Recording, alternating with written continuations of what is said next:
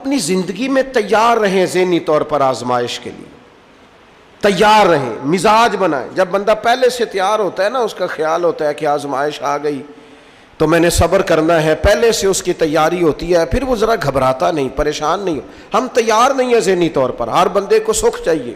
لوگ نماز اس لیے شروع کرتے ہیں، کہتے ہیں میں 5 نمازیں بھی پڑھتا ہوں، میں صدقات بھی کرتا ہوں، کام میرا پھر نہیں چلتا۔ تو میں کہتا ہوں تمہیں پتہ ہی نہیں، نمازی کے لیے تو آزمائش ہے۔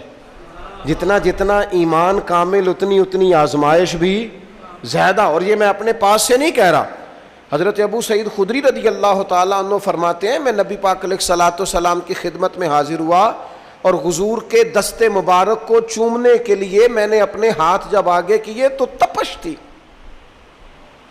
تیز بخار تھا نبی پاک کو۔ تو حضرت ابو سعید خدری رضی اللہ تعالیٰ عنہ ارشاد فرماتے ہیں کہ میں نے، یہ سنن ابن ماجہ میں موجود ہے، فرماتے میں نے عرض کیا یا رسول اللہ صلی اللہ علیہ وسلم اتنا تیز بخار؟ حضور فرمانے لگے ہم پر جو آزمائشیں آتی ہیں نا انبیاء پر، وہ عام لوگوں سے دگنا آتی ہیں۔ یہ تو لاڈلے ہیں، یہ تو محبوب ہیں اللہ کے۔ فرمایا عام لوگوں سے دگنی آزمائش آتی ہے، لیکن فرمایا ہمارا رب بڑا کریم ہے، ہمیں اجر بھی ڈبل ہی عطا کرتا ہے، ہمیں اجر بھی ڈبل ہی عطا کرتا ہے۔ تو حضرت ابو سعید خدری کہتے ہیں موقع اچھا تھا، میں نے ایک سوال بھی کر دیا۔ میں نے کہا یا رسول اللہ صلی اللہ علیہ وسلم بتائیے نا بھلا دنیا میں زیادہ آزمائشیں کن کو آتی ہیں؟ تو حضور فرمانے لگے سب سے زیادہ آزمائشیں اللہ کے انبیاء کو آتی ہیں، نبیوں کو آتی ہیں۔ حضور اس کے بعد فرمایا اس کے بعد جو ان کے زیادہ قریب ہوتا ہے اسے آتی ہیں۔ لوگ کیا سمجھیں گے امام حسن کی آزمائش کو؟ لوگ کیسے سمجھیں گے سیدنا امام حسین کی آزمائش؟ فرمایا جو ان کے زیادہ قریب ہوتا ہے اسے زیادہ آزمائش آتی ہے۔ تو حضور کے سب سے قریب تو امام حسن ہے نا، امام حسین ہے نا۔ تو کیا سمجھتا ہے قربت بس نسبت کے اظہار کا نام ہے اور بڑے لطف کے ساتھ زندگی گزارنے کا نام ہے؟ تو نبی پاک علیہ الصلوۃ والسلام نے فرمایا بات بڑی مزے کی ہے، فرمایا پھر اللہ کے بعض بندے تو ایسے ہوتے ہیں جنہیں اللہ فقر میں مبتلا کر دیتا ہے۔ فرمایا ان کے پاس صرف ایک چادر رہ جاتی ہے، اتنا فقر ان کے پاس آتا ہے، لیکن جو حدیث کے آخری لفظ ہیں نا وہ وجد والے ہیں، وہ وجد والے ہیں، وہ سرور والے ہیں۔ ہمارا یہ مزاج ہوتا ہے کہ میٹھا میٹھا کھا جاؤ اور ذرا کڑوا آ جائے تو سویرے بھی رو شام بھی رو، حال ہی کوئی نہیں، غریبی بڑی، پریشانی بڑی، حضرت صاحب گھر سے بیماری جاتی نہیں۔ اور جناب کیا بتائیں، بعض لوگ تو ایسے ہیں جن کی بات سن کے لگتا ہے زندگی میں کبھی سوئے ہی نہیں، اتنے بڑے بڑے دکھ سناتے ہیں۔ او خدا کی رحمت کا بھی تو ذکر کرنا، خدا نے جو تیرے اوپر انعامات کیے ان کا بھی تو ذکر کرنا، ان کا تذکرہ ہی نہیں کر رہا میرا بھائی۔ نبی پاک علیہ السلام نے فرمایا ان لوگوں پر دکھ آتے ہیں پر قربان ہونے کو جی چاہتا ہے ان لفظوں پر۔ حضور فرمانے لگے وہ رب کی طرف سے آنے والے دکھ پر بھی اس طرح راضی ہوتے ہیں جس طرح تم میں سے کوئی راحت ملنے پر راضی ہوتا ہے۔ سکون والی چیز ملنے پر جس طرح تم راضی ہوتے ہو اس طرح وہ دکھوں پر بھی راضی ہوتے ہیں۔ دکھ قبول محمد بخشا، دکھ قبول محمد بخشا، پر ایک شرط لگائی چھوٹی سی میاں صاحب نے، انہوں نے کہا 100 دفعہ قبول ہے، دکھ 100 دفعہ قبول، دکھ قبول محمد بخشا پر راضی رہن پیارے۔ یہ شرط یہ ہے کہ تو راضی رہ، تو راضی رہ، دکھ قبول محمد بخشا، راضی رہن پیارے۔ اور حضرت سلطان صاحب کہنے لگے ایسا کیتی ہے جان حوالے رب دے، ایسا عشق کمایا ہے اسی مرن تو پہلو ہی مر گیا، باہو تا مطلب نو پایا ہے۔ ہم نے تو پہلے سے ہی نتیجہ نکال لیا ہے۔ تو سکون ڈھونڈنے نکلا ہے، تو چاہتا ہے زندگی میں آرام مل جائے۔ کائنات میں سب سے زیادہ پیار اللہ کا اپنے محبوب کے ساتھ، لیکن دیکھ لو نا پیدائش سے پہلے ہی حضور کے والد چلے گئے۔ 4 سال یا 6 سال کی عمر میں والدہ گئیں، 8 سال کی عمر تھی، محبوب کے دادا کا جنازہ اٹھا تو محبوب پیچھے پیچھے جنازے کے جا رہے تھے۔ پھر وقت آیا جب تبلیغ دین کا تو دنیا کا کون سا دکھ اور کون سی تکلیف اور کون سی اذیت ہے جو حضور کو نہیں دی گئی، لیکن کریم ہر وقت کہتے ہیں افلا اکون عبدا شکورا، میں رب کا شکر گزار بندہ نہ بنوں؟ ہر مقام پر کبھی بدر، کبھی احد، اور ہر طرح کی تکلیف، ہر طرح کی تکلیف، کبھی بیٹیوں کا دکھ، کبھی سیدہ عائشہ صدیقہ کے بارے میں منافقوں کی نازیبہ گفتگو، سارے دکھ محبوب کی حیات پاک میں رہے، کریم نے ان دکھوں کو برداشت کیا۔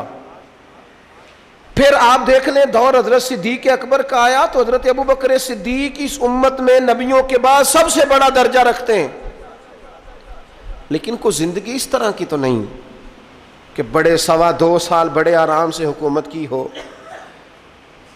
منکرین زکوٰۃ سے لڑنا پڑا حضرت ابوبکر صدیق کو، آزمائش تھی، لوگ منکر ہو گئے زکوٰۃ کے، حضرت صدیق اکبر لڑے، ختم نبوت کے تحفظ کے لیے لشکر تیار کیے، بہت سارے مسائل کا سامنا کرنا پڑا، صبح دن راتیں جناب ابوبکر نے مشقت کر کے خلافت اسلامیہ کو مضبوط کیا۔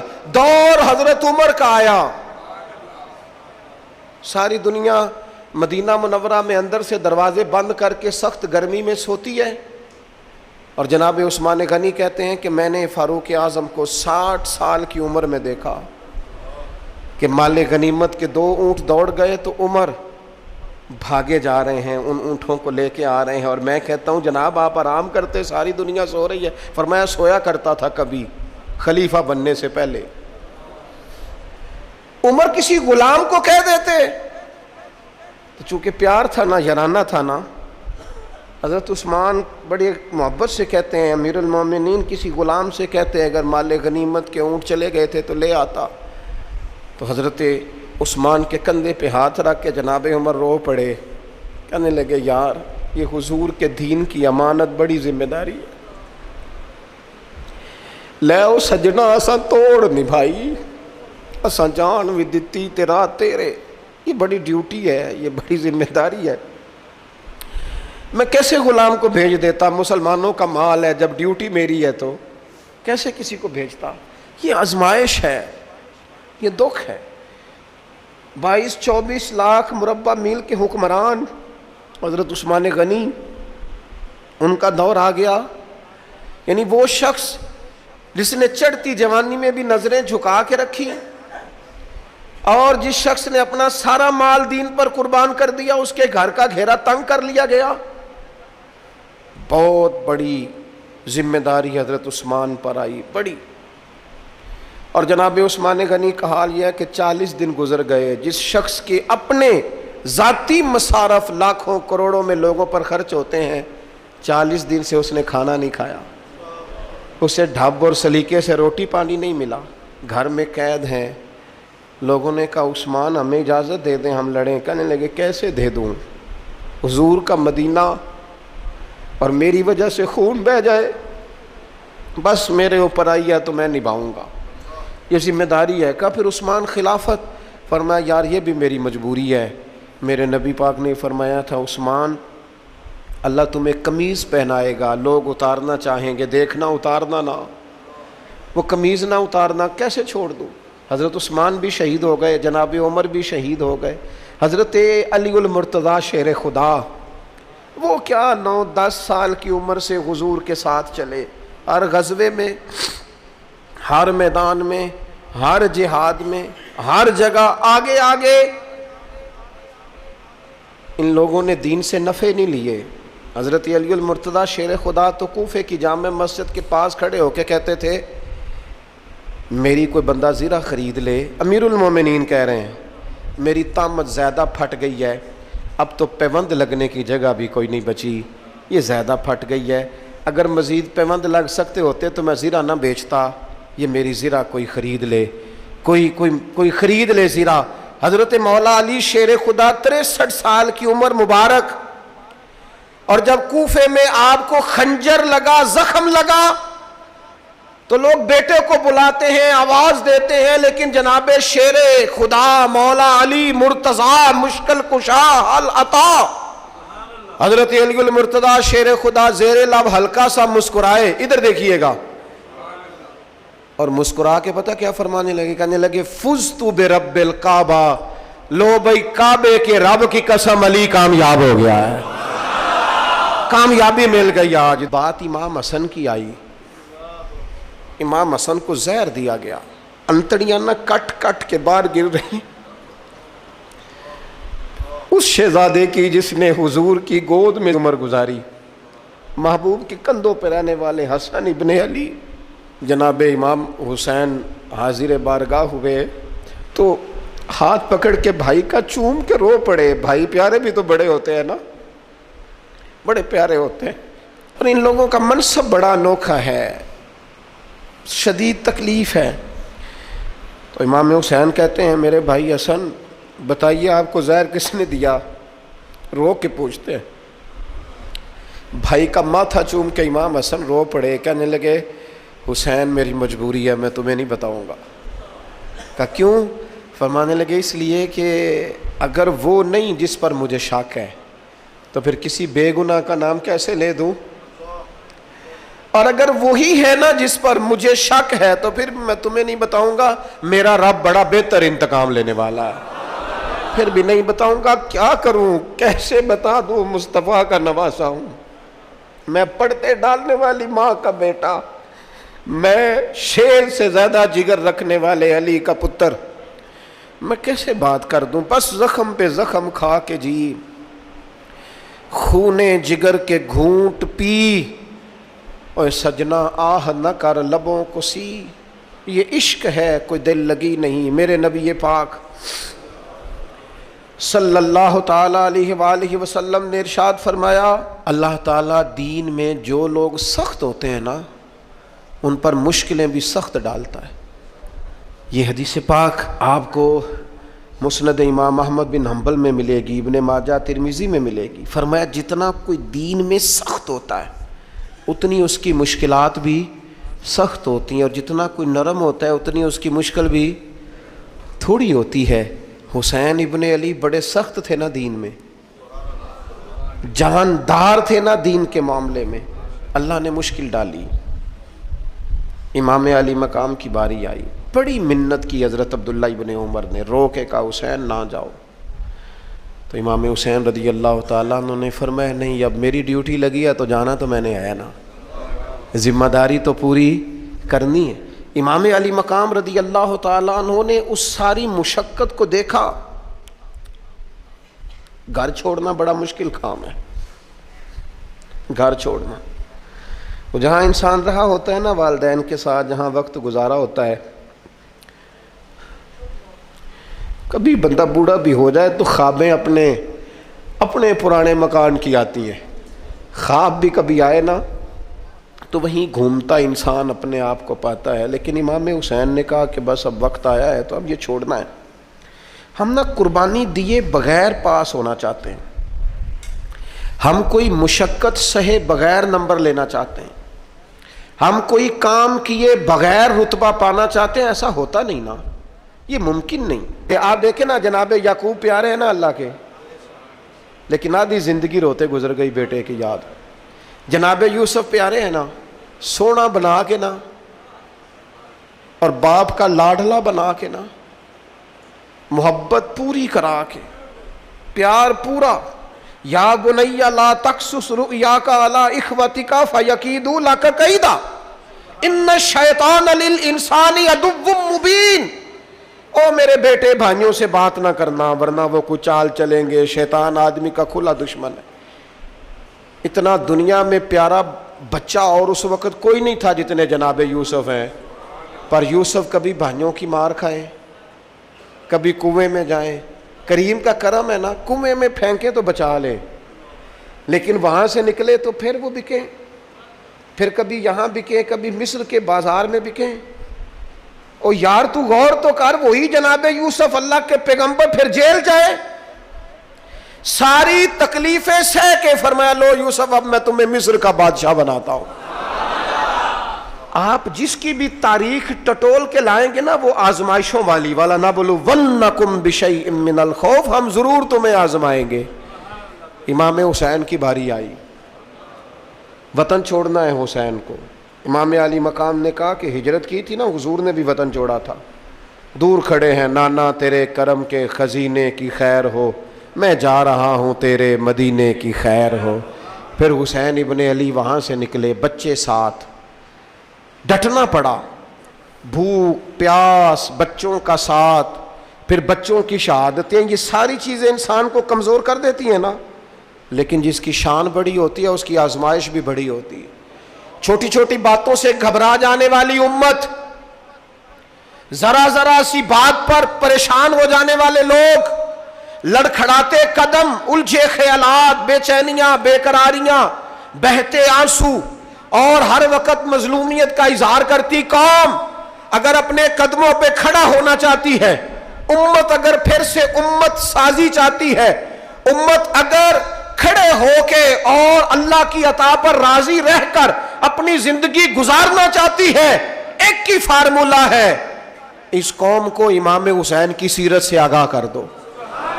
اس امت کو نبی پاک کے شانوں والے نواسے کی عظمتیں بتا دو.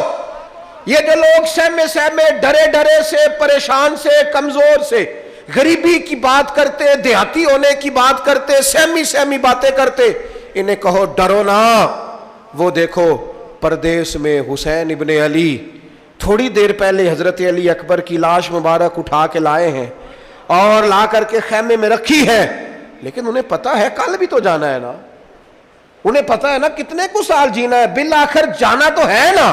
جس دھج سے کوئی مقتل میں گیا وہ شان سلامت رہتی ہے, اس جان کی کوئی بات نہیں, یہ جان تو آنی جانی ہے. موت بستر پہ بھی آ جایا کرتی ہے, لیکن جو میدانوں میں ڈٹ کے رہتے ہیں ان کو تاریخ ذرا زندہ رکھا کرتی ہے. کمزور زندگی نہ گزارو, ڈری ہوئی زندگی نہ گزارو, اور یہ کبھی نہ کہو ہائے حسین. ہم ہائے حسین والے نہیں, ہم واہ حسین والے ہیں. ہمارے بزرگوں نے ہمیں یہ سبق دیا ہے, ہم نے کہنا ہے واہ حسین. کیا کمال کر دی امام علی مقام نے, واہ حسین آپ کی عظمت پہ قربان. اتنے سارے دکھوں کے باوجود جب شانوں والے نانا کا شانوں والا پوتا, عظمتوں والی ماں کا عظمتوں والا بیٹا, جرت مند باپ کا بیٹا میدان میں نکلنے لگا ہے تو ڈرا ڈرا, سہما سہما, رو کے, دلاسے دے کے, آنسو پوچھ کے نہیں, بلکہ امام حسین نے ڈٹ کے کھڑے ہو کے وہ امامہ سر پہ باندھا جو محمد عربی نے عطا فرمایا تھا, وہ جبہ پہنا جو نانا نے دیا تھا, وہ تلوار پکڑی جو شیر خدا مولا علی پکڑتے تھے, اور حسین میتوں کے باوجود میدان میں آئے, فرمایا سامنے کھڑے ہو جاؤ, تمہیں خطبہ دینا ہے. اس لیے کہ محمد عربی کا طریقہ ہے جمعے والے دن خطبہ دیا جاتا ہے. پورے وثوق سے اتمام حجت کیا. اور حسین ابن علی ایسے تو نہیں تھے کہ ڈرے بڑا تھے تو ان سے تلوار نہیں چلی, انہوں نے تلوار چلائی. جو ایک ایک دو دو کر کے آتے رہے وہ کٹتے رہے, وہ کٹتے رہے. پھر آواز ایک گونجی پیچھے سے, وہ اکیلے اکیلے کیوں جاتے ہو, تمہیں پتہ ہے علی کا بیٹا ہے. علی کا گھر تو وہ گھر ہے کہ جس گھر کا ہر ایک بچہ جسے دیکھو وہی شیر خدا معلوم ہوتا ہے. اکیلے اکیلے جاؤ گے تو تم چہرے کی روشنی نہیں دیکھ رہے, آنکھوں کی سرخی نہیں دیکھ رہے, مزاج کا ولولہ نہیں دیکھ رہے, طبیعت کا باغ پن نہیں دیکھ رہے, اور جوانی میں شہادت کی لذت سے آشنا محمد کا نواسا نہیں دیکھ رہے. ذرا مل کے جاؤ, ہاں ہاں حسین ابن علی شہید ہوئے ہیں پر شان و شوکت کے ساتھ. ہاں ہاں حسین ابن علی دنیا سے تشریف لے گئے ہیں پر عزت وقار اور عظمت کے ساتھ. ہاں حسین ابن علی کا سر کٹا ہے, مخالف نے تو اپنی طرف سے نیزے کی نوک پہ چڑھایا تھا, پر حسین کا سر بول بول کے کہہ رہا تھا دیکھ لو میں کٹ بھی گیا ہوں پھر بھی سب سے اونچا ہوں, وہ دیکھو میں سب سے اونچا ہوں, سب سے اونچا ہوں میں. اے حسین ابن علی, نازش آل نبی تم پر سلام. اے حسین ابن علی تم پر سلام, نازش آل نبی تم پر سلام. کسی نے ایک بات کی تھی, اس نے حد کر دی. اس نے کہا مورخ تو کتنا کو لکھے گا, خطیب تو کتنا کو واز کرے گا, اور مصنف تو حسین ابن علی کی شان میں کہاں تک بات کرے گا. تو میرے امام کا باکپن، ان کی جرت، ان کی طاقت، ان کی ہمت، ان کا کمال، ان کا صبر، ان کی استقامت، ان کا حوصلہ، ان کی جواں مردی، ان کی ہمت کتنی کو بیان کرے گا، تو رہنے دے۔ اس نے کہا پھر کیوں رہنے دوں؟ کہنے لگے حسین ابن علی کی شان رفعت کوئی کیا جانے، یہ حسن جانے۔ حسین ابن علی کی شان رفعت کوئی کیا جانے، یہ حسن جانے، یہ علی جانے، یہ نبی جانے یا خدا جانے۔ ہماری طاقت نہیں ہے کہ ہم امام علی مقام کی عظمت کو بیان کر، بس چپ کر میرے علی، ایتھے جا نہیں ہو۔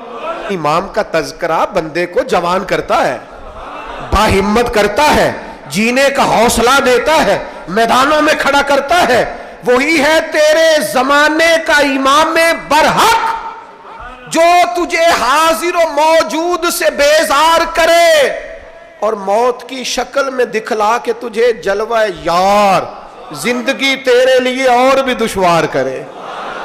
اور پلٹنا، جھپٹنا، جھپٹ کر پلٹنا، یہ لہو گرم رکھنے کا ہے ایک بہانہ۔